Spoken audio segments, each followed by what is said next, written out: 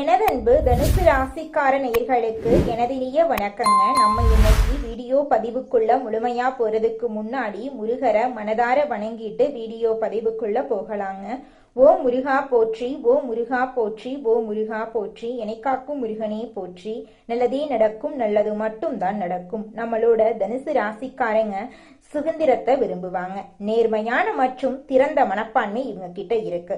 சாகசம், பயணம், புதிய விஷயங்களை கற்றுக்கொள்வதில் இவங்களுக்கு ஆர்வம் இருக்கு.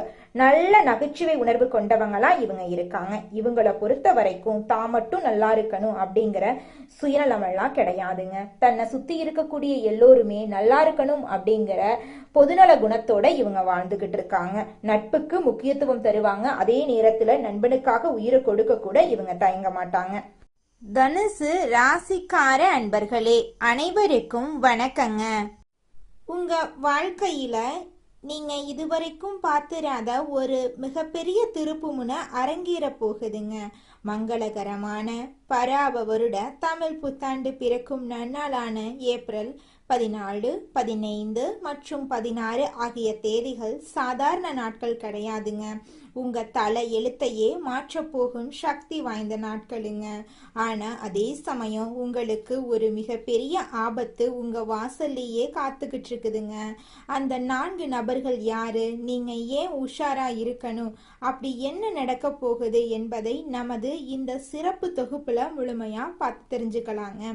இந்த காணொளிய ஒரு நொடி கூட தவிர்க்காம முழுமையா பாருங்க. ஏன்னா நீங்க செய்யும் ஒரு சிறு தவறு உங்களை தேடி வரும் அந்த மாபெரும் பொற்காலத்தை தவிடுபொடி ஆக்கிருங்க. நம்மளுடைய தனுசு ராசி மண்டலத்தின் 9வது வீடாக அமையுங்க. இந்த ராசி குரு பகவானை அதிபதியாக கொண்ட ஒரு உன்னதமான ராசியா இருக்கு. தனுசு ராசியில பிறந்த நீங்க இயல்பாகவே மிகவும் நேர்மையானவங்களா இருப்பீங்க. உள்ளத்தில் படுறத உள்ளபடி யாருக்கும் பயப்படாம முகத்துக்கு நேரா பேசும் தைரியம் கொண்டவங்களா நீங்க இருப்பீங்க. தர்மத்துக்கும் நியாயத்துக்கும் எப்போதுமே தலை வணங்கும் குணம் கொண்டவங்களா நீங்க இருக்கீங்க. ஆனா உங்களுடைய இந்த அதிவேகமான நேர்மையும் வெளிப்படையான பேச்சுமே உங்களுக்கு பல நேரங்கள்ல மிக பெரிய எதிரிகளை உருவாக்கி விடுதுங்க. தனுசு ராசியில பிறந்த நீங்க ஏன் எப்போதும் ஒருவித போராட்டத்துடனும் மற்றவர்கள் படாத மன கஷ்டத்தையும் அனுபவிக்கிறீங்க என்று எப்போதாவது யோசிச்சதுண்டா? இதற்கு காரணம் உங்க வெள்ளை உள்ளந்தாங்க. கடந்த சில ஆண்டுகளை சற்று திரும்பி பாருங்க. நீங்க யாருக்கெல்லாம் உண்மையா இருந்தீங்களோ, யாருடைய கஷ்டங்களை தீர்க்க ஓடோடி சென்று உதவினீங்களோ அவங்களே உங்களுக்கு மிகப்பெரிய துரோகத்தை செஞ்சிருப்பாங்க. அடுத்தவர்கள் படும் கஷ்டத்தை உங்களால பொறுத்து கொள்ளவே முடியாது. உங்க கையில பணம் இல்லாவிட்டாலும் கடன் வாங்கியாவது மற்றவங்களுக்கு உதவி செய்யும் இலகிய மனம் கொண்டவங்களா நீங்க இருக்கீங்க. ஆனா நீங்க செய்த தர்மம் உங்களுக்கு புண்ணியத்தை சேர்க்கறதுக்கு பதிலா உங்களுக்கு பல பழிகளையும் அவமானங்களையுமே பரிசா கொடுத்திருக்கு. உங்க குடும்பத்தினராலேயே பல நேரங்கள்ல நீங்க தவறாக புரிந்து கொள்ளப்பட்டிருப்பீங்க. நான் யாருக்கும் என்ன பாவம் செஞ்சேன் அப்படின்னு தனிமையில அமர்ந்து நீங்க கண்ணீர் விட்ட இரவுகள் ஏராளமா இருக்கு. பொருளாதார ரீதியா பார்த்தா நீங்க கடினமாக உழைக்கக்கூடியவங்க. அப்படின்னாலும் உழைப்புக்கேற்ற ஊதியம் உங்களுக்கு கிடைச்சிருக்காது. உங்க திறமைய யாரோ ஒருவர் பயன்படுத்தி முன்னேறி இருப்பாங்க. எதை தொட்டாலும் தடை, எதை தொட்டாலும் தோல்வி, உறவுகளுக்குள்ளே விரிசல் என ஒரு வழி தடத்துல சிக்கி தவித்த உங்களுக்கு மங்களகரமான பராப வருட தமிழ் புத்தாண்டு பிறக்க போகுது. இந்த நன்னாளில் கிரகங்களின் சஞ்சாரம் உங்க ராசியில ஒரு பிரம்மாண்ட மாற்றத்தை ஏற்படுத்த போகுது. விண்ணில் சஞ்சரிக்கும் கோள்களின் நிலையில இப்போது ஒரு மிகப்பெரிய மாற்றம் நிகழப்போகுது. உங்க ராசிநாதனான குரு பகவானின் அருட்பார்வையும் மற்ற கோள்களின் சூழ்ச்சியும் உங்களுக்கு சாதகமான திசை திரும்புது. இதுவரைக்கும் உங்களை சுற்றி இருந்த எதிர்மறை ஆற்றல்கள் அனைத்தும் விலகி நேர்மறையான அதிர்வலைகள் உங்கள் இல்லத்தையும் உள்ளத்தையும் நிரப்ப போகுதுங்க. இத்தனை காலம் கையில காசு தங்களையே வந்த வழி செலவாகுதேன்னு வருத்தப்பட்ட காலமெல்லாம் முடிவுக்கு வந்துருச்சுங்க. தடைபட்டு நின்ற சுபகாரியங்கள், அதாவது திருமணம், வீடு கட்டுதல் அல்லது புதுமனை புகுவிழா போன்ற நட்காரியங்கள் இப்போது தங்கு தடையின்றி அரங்கேறப் போகுது. நீண்ட நாட்களாக திரும்பி வராது என்று நீங்க கைவிட்ட கடன்கள் வட்டியோடு உங்க கைகளை வந்து சேரப்போகுது. எதிர்பாராத திசையிலிருந்து பணவரவு உங்களுக்கு கிடைக்க போகுது. முன்னோர்களின் சொத்துக்கள்ல இருந்த வில்லங்கங்கள் நீங்கி உங்களுக்கு சேர வேண்டிய பங்கு முறையாக உங்க கையில வந்து சேரப்போகுது. இது வெறும் அதிர்ஷ்டம் மட்டுமல்ல, உங்க உழைப்புக்கு இறைவன் கொடுக்கும் அங்கீகாரம். தொழில் மற்றும் வேலைவாய்ப்பு குறித்து பார்த்தோம்னா இது ஒரு புரட்சிகரமான மாற்றமாயிருக்குங்க. தகுந்த வேலை கிடைக்காம திண்டாடிய இளைஞர்களுக்கு அவர்களின் தகுதிக்கு ஏற்ற உயரிய பதவிகள் தேடி வரும். ஏற்கனவே பணியில் இருக்கிறவங்களுக்கு ஊதிய உயர்வு நிச்சயமா கிடைக்குங்க. வியாபாரத்துல இருக்கிறவங்களுக்கு இது ஒரு பொற்காலம். தேக்க நிலையில இருந்த சந்தை நிலவரம் மாறி உங்க பொருட்கள் அதிக விலைக்கு விற்பனையாகும். புதிய கிளைகளை தொடங்குறதுக்கும் புதிய முதலீடுகளை செய்யறதுக்கும் இது மிகச்சிறந்த தருணம். கூட்டாளிகளுடன் இருந்த மனக்கசப்பு நீங்கி ஒற்றுமை பலப்படும். இந்த நாட்கள்ல உங்கள் உள்ளுணர்வு மிகவும் வலுவாயிருக்கும். நீங்க எடுக்கும் ஒவ்வொரு சிறிய முடிவும் பின்னால ஒரு மிகப்பெரிய ஆலமரமா வளர்ந்து உங்களுக்கு நிழல் தருங்க. தனுசு ராசி நேயர்களே, இப்போது நாம் பார்க்க போகும் இந்த பகுதி உங்க வாழ்வின் மிக முக்கியமான ஒரு எச்சரிக்கை மணிங்க.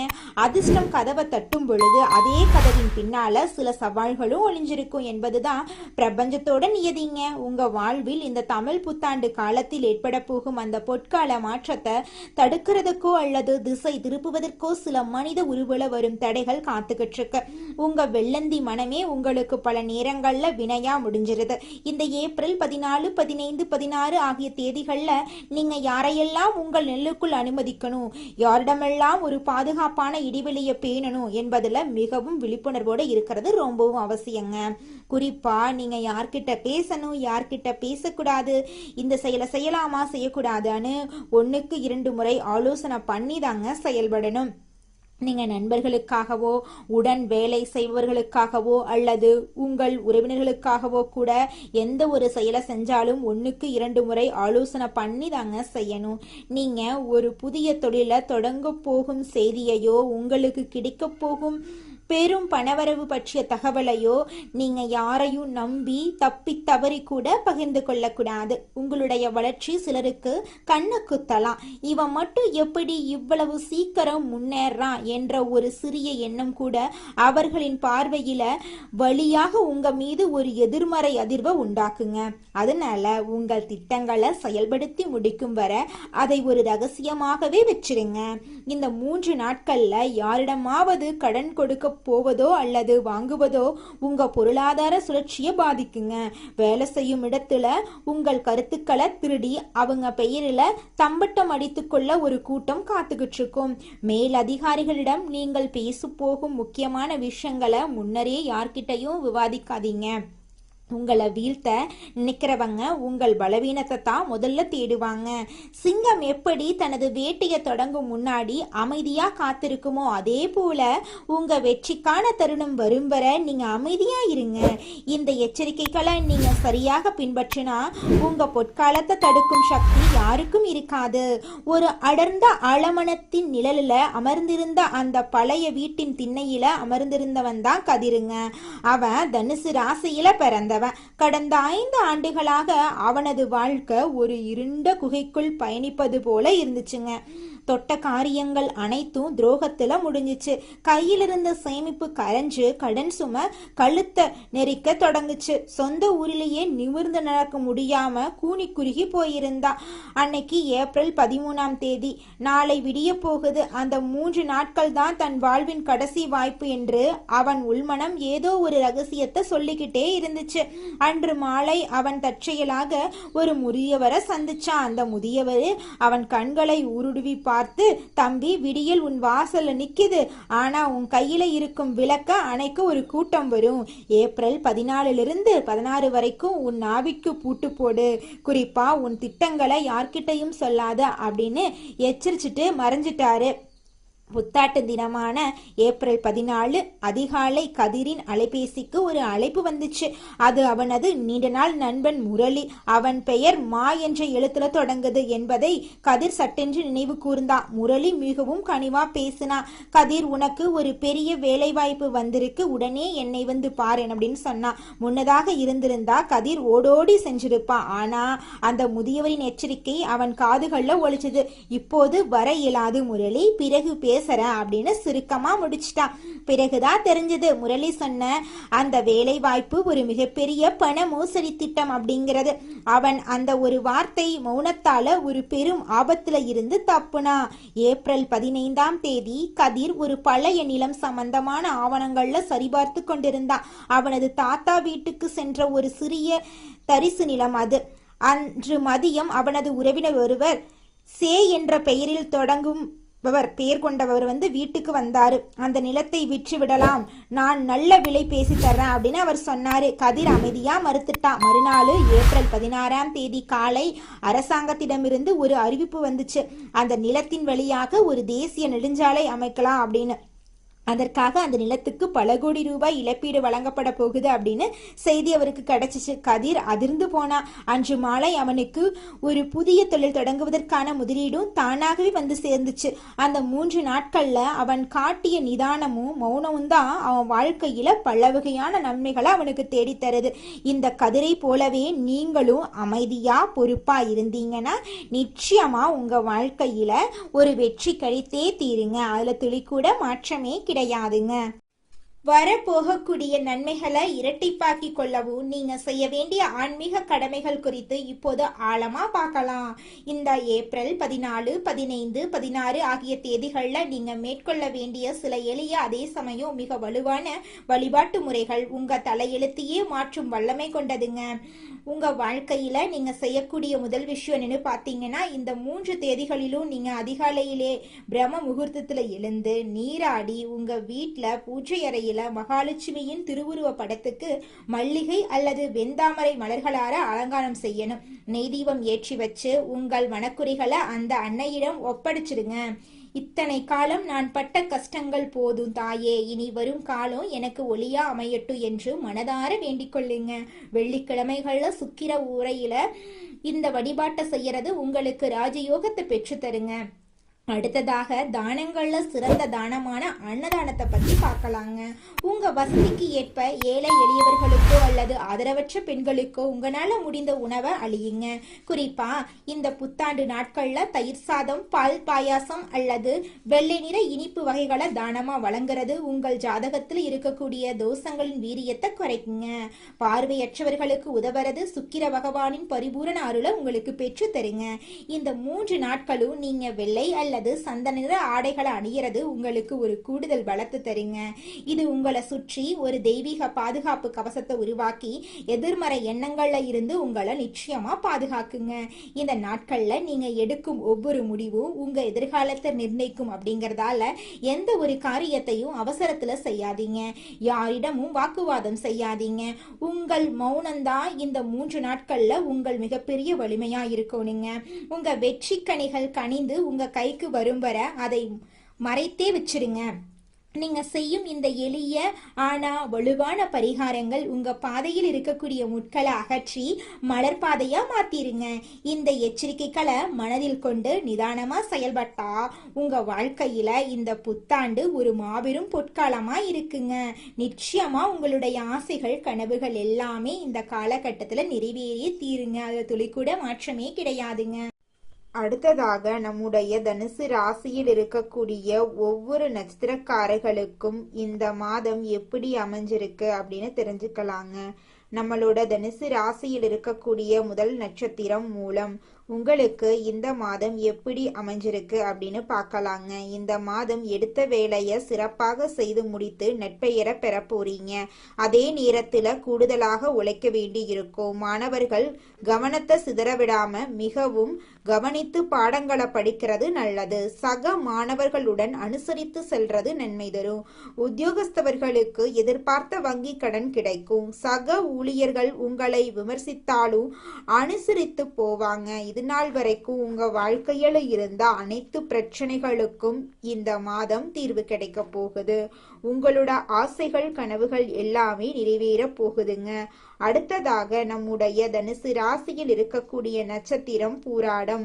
உங்களுக்கு இந்த மாதம் எப்படி அமைஞ்சிருக்கு அப்படின்னு தெரிஞ்சுக்கலாங்க.